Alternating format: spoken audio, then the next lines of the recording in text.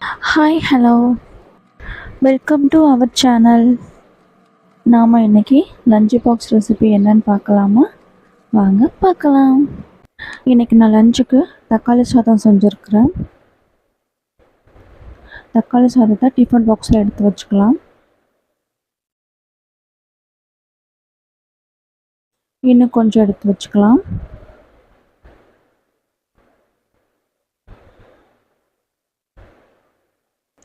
தக்காளி சாதம் எடுத்து வச்சாச்சு. இனி இதுக்கு சைட் டிஷ் என்னென்னு பார்க்கலாமா? வாங்க பார்க்கலாம்.